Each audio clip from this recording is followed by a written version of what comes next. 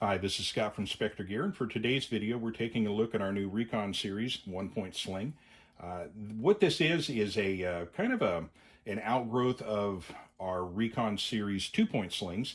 We've seen a great deal of success with those slings. They've been very well received, and we wanted to kind of extend the same formula over to a 1-point sling design.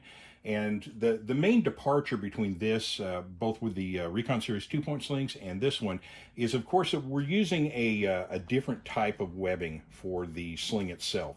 Rather than a traditional sling webbing that's fairly thick with a heavy weave, but not necessarily as resistant to abrasion as something with a tighter weave like this webbing here, we've applied this type 17337 webbing.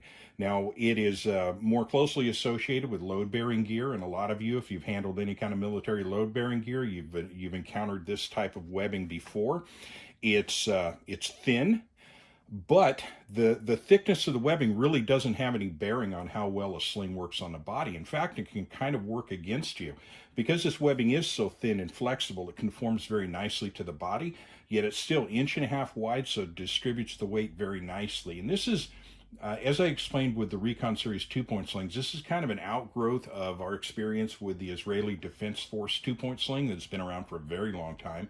And of course, that was based originally off of a repurposed 2-quart canteen pouch strap. And that is, at the time, it was a cotton webbing, but later it was nylon. And that is a 2-inch wide webbing with steel clips on each end. But what we've done here, and I've kind of, in playing with those slings, I always had a problem with the width of the webbing. 2 inches was just a bit too much, but in fiddling around with this project, I discovered that 1.5 inches is just the right mix. It's definitely in the Goldilocks territory. So as I said, we've applied this webbing to a single point design. Now, in terms of what design this is, it's probably more closely associated with our mount sling. The main difference being that it's an open circuit design rather than a closed circuit design with the mount sling, so you can do some adjustments to the length of the webbing itself. But one thing I liked about that design is it locates the primary emergency release buckle, which is an 1.5 inch side release buckle, all the way up close to the connection point, so it's easier to access. And of course, you've got that secondary release, which is going to be the actual connection to the weapon.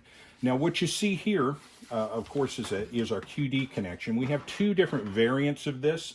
We have the QD version, and of course, we have a, go ahead and snap this on, a webbing attachment version for weapons that have either loops or slots at the rear of the receiver. Now, as with all of our sling designs, all of the connection points are bar tacked, as you can see here. Bar tack, bar tack, bar tack. There's not really much else to talk about beyond that. As far as seeing the sling in action, there's a few videos on the product page for this sling that depict the single point sling being used on the range. But when we get a chance, next time we go out to the range, we will take one of these out there. I don't expect it to perform any differently than any of our other 1-point slings, but what I do expect to have on that particular day is a very comfortable sling that conforms nicely to the body. And one last thing, it's very lightweight. And one other thing, we have an additional color option. Whereas our regular slings, you can only get them in black, olive drab, coyote, or foliage. We, of course, offer those same colors with this, with the addition of multicam, which a lot of people like a lot. So that's really kind of about it. That's all I have to say on it at this point. Like I said, we'll do a live fire demo of it a little bit later on. But if you're interested in this product, please visit our website at spectregear.com. And as with all of our other products, these are, of course, manufactured right here in Visalia, California, in the United States of America. So with that, I'll say thank you for watching and have a wonderful day.